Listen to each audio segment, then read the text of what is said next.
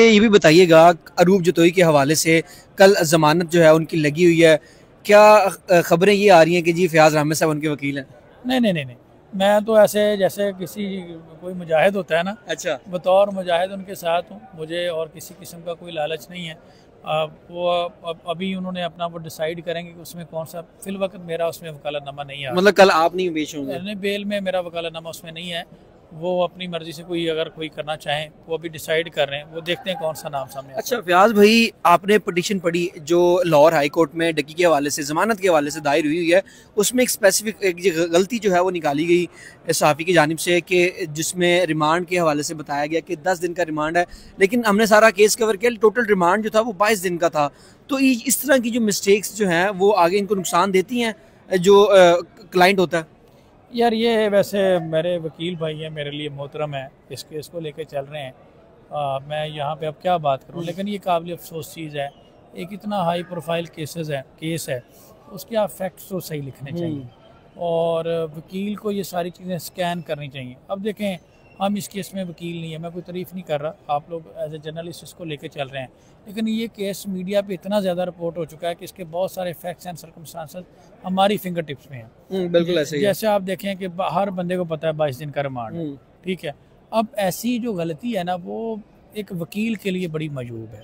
Honestly बात है, मेरी बात चाहे किसी को बुरी लगे या कि, मेरी आदत है मैं दबा के कर देता हूँ, ठीक है, लेकिन ये बात है कि ये इस तरह की जो चीज़ होती है ना, वो एक्सेप्टेबल नहीं होती। हालांकि ये छोटी सी माइनर सी मिस्टेक है, ये दुरुस्त हो सकती है, इससे कोई केस के मेरिट्स के ऊपर भी फ़र्क नहीं पड़ेगा, लेकिन एक प्रोफेशनल जेस्चर नहीं जाता।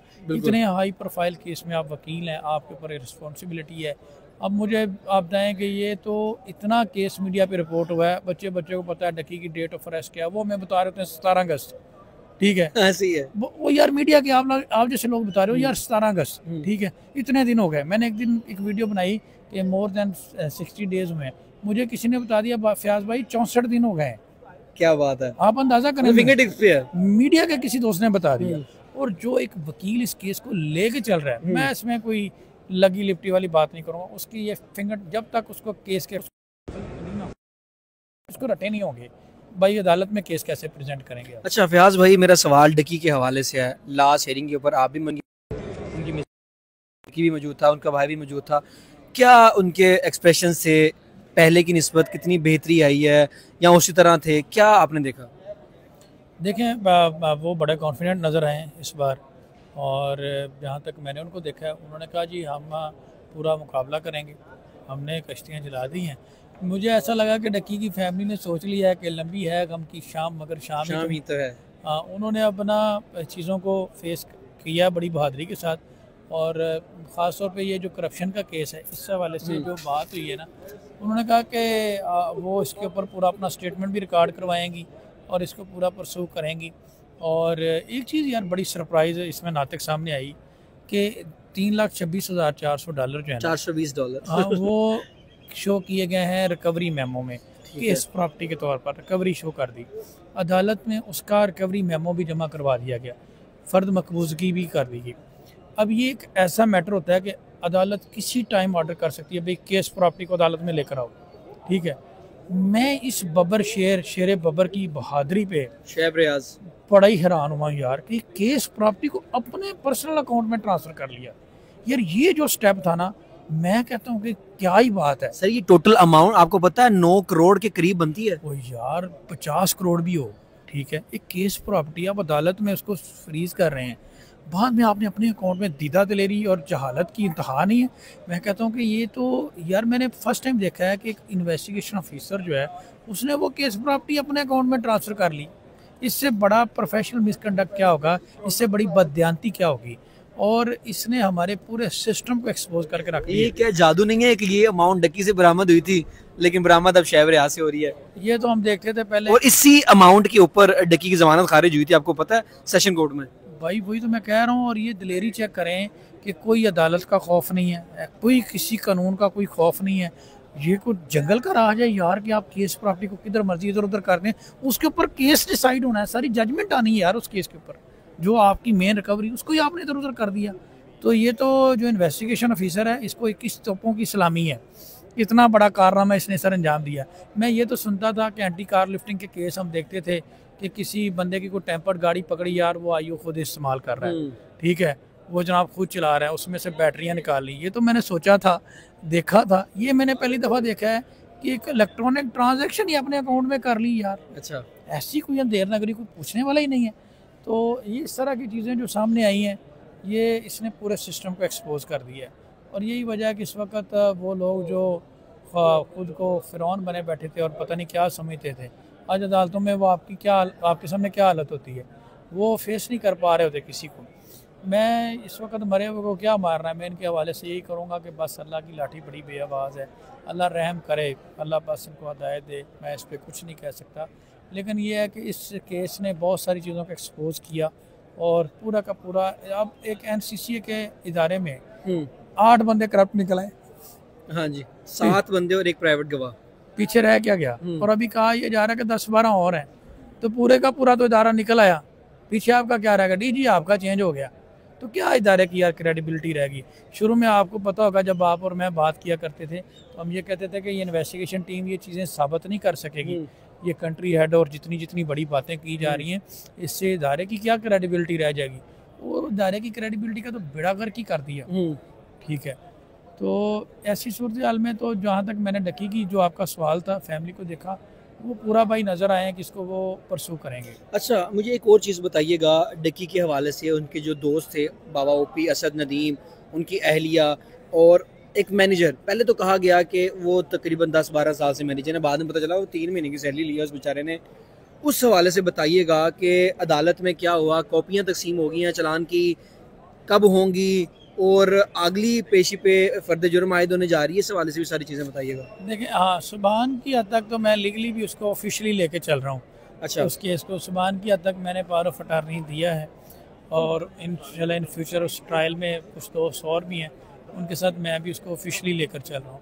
आने वाले वक्त में सुबहान की हद तक तो हम 249A की एप्लीकेशन देंगे। अभी हम उसके ऊपर गौर कर रहे हैं, देख रहे हैं। वो एक रेमेडी होती है कि जहाँ पे ऑनरेबल कोर्ट समझे कि चार्ज ग्राउंडलेस है, at any stage accuse person को एक्विट कर सकती है, तो वो हम देंगे आने वाले वक्त में। मतलब मैनेजर सुबहान शरीफ का केस जो है वो आप लड़ रहे हैं? जी, उसको ऑफिशियली हम लेके चल रहे हैं। उसको इंशाल्लाह आने वाले वक्त में हम देखेंगे कि उसमें एक ये एप्लीकेशन देंगे। बाकी पूरा केस आपके सामने है नातिक, जिस तरह से ये चीज़ें एक्सपोज हुई हैं। अभी डक्की की बेल की बात कर ली जाए तो वो भी अब चांसेस काफ़ी ज़्यादा बढ़ गए हैं, क्योंकि किसी चीज़ में कोई क्लैरिटी नहीं रही और प्रोसिक्यूशन को केस अपना क्लैरिटी के साथ प्रूव करना होता है, यही एक रिक्वायरमेंट होती है। अच्छा, मुझे थोड़ा कार्रवाई के हवाले से बताइएगा, अदालती कार्रवाई के हवाले से। पिछली समात पे क्या कापियाँ तकसीम हो गई हैं और क्या अगली समात के ऊपर फर्द जुर्म आयद होगी, ये बताइएगा। जी, नेक्स्ट डेट ऑफ हियरिंग जो है वो फर्द जुर्म के लिए ही उन्होंने रखी हुई है। कापियाँ जो है ऑफिशियली अभी उनको डिलीवर नहीं हुई, लेकिन ऑर्डर की हद तक आप कह लें कि तकसीम हो गई हैं। तकसीम हो गई, मतलब चलानी कॉपियाँ तकसीम हो गई हैं, अगली समात के ऊपर फर्द जुर्म आयद होगी और उसके बाद गवाहों का सिलसिला कब शुरू होगा? देखिए गवाहों का तो अब ये सर, ये मैं एक और इस बात में जो है एडिशन कर दूं, ये गवाह वही है ना जो NCCI ने जिनके खिलाफ पर्चा दिया हुआ है FIA ने, जो खुद हिरासत में है? ये उसमें से ये तकरीबन 9 गवाह थे, तो वो सारे हिरासत में हैं? सारे हिरासत में हैं। उनमें से 2 तो मुझे पता है कि यासिर रमज़ान है। ठीक है, हम इधर से देख लेते हैं। यासिर गुजर? हाँ नहीं, ये जो है ना अली रज़ा है, उसमें से कोई अली रज़ा है एक, ठीक है, और यासिर रमज़ान ये उसमें गवाह हैं। ठीक है। और बाकी कोई काशिफ है, उज़मा मुश्ताक है, कुछ अभी बच गए हैं जो अच्छा, हेड कांस्टेबल वगैरह पकड़े जाने हैं। वो नहीं है। ये जो पकड़े गए इनमें से 3-4 गवाह हैं, 3-4 गवाह हैं, बाकी 4-5 और हैं। यानी कि जिन लोगों ने डकी का केस पकड़ा, केस हैंडल किया और जिन्होंने डकी को लूटा, हाँ, मतलब कि अदालती कार्रवाई की हद तक जो सामने चीज़ें आई हैं, यही गवाह हैं? यही गवाह हैं। और देखें कि अब इस पे तो हम क्या कहें कि इन गवाहों की क्या क्रेडिबिलिटी होगी। गवाहों के लिए तो ये एक बड़ा क्राइटेरिया होता है तज़किया शहूद का, कि गवाह जो है वो ईमानदार होना चाहिए, गवाह झूठी गवाही देने वाला नहीं होना चाहिए, उसका करैक्टर देखा जाता है। अब इन गवाहों की क्या क्रेडिबिलिटी रह गई, ये तो खुद रिश्वतखोर निकल आए। और रिश्वतखोर अब हम कैसे ना कहें, खाली एलिगेशन नहीं है नातिक साहब, आप देखेंगे प्रूव हो गई है। इनका अपना इदारा कह रहा है कि 4 करोड़ से ज़्यादा पैसों की रिकवरी हो गई है, तो अब इनके पास तो कोई जस्टिफिकेशन बची नहीं है। वो पैसों की रिकवरी हो गई है इनसे, अब सारी और चीज़ें भी खुल के सामने आ गई हैं। ये सारा का सारा केस जो है ना, ये सारा का सारा केस ना तक इस वक्त मशकूक हो गया। अच्छा फ़ियाज़ अहमद साहब, मेरे ज़हन में 2 सवालात हैं। एक सवाल है NCCI के हवाले से, वो मैं आपसे कर लेता हूँ, बाद में दूसरे की तरफ आता हूँ। NCCI के हवाले से 4 करोड़ जो 25,48,000 अमाउंट बरामद हुई है, सिर्फ जो मियां अली इशफाक साहब उन्होंने अदालत को ये बताया कि सिर्फ पेपर की हद तक ये बताया गया है कि जी इतने नोट बरामद कर लिए हैं, ना ये बताया गया 50 के नोट कितने थे, ना बताया गया 100 के नोट कितने थे, ना 1000, ना 500, ना 5000, इवन के सीरियल नंबर भी नहीं बताया गया।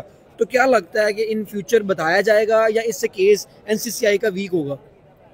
यार ये तो सारी ट्रायल की बातें हैं। जो मियाँ साहब अभी रिमांड पे पूछ रहे हैं, माशाल्लाह तजर्बाकार वकील हैं, वो तो खुद इस तरह की चीज़ों में बड़े एक्सपर्ट हैं।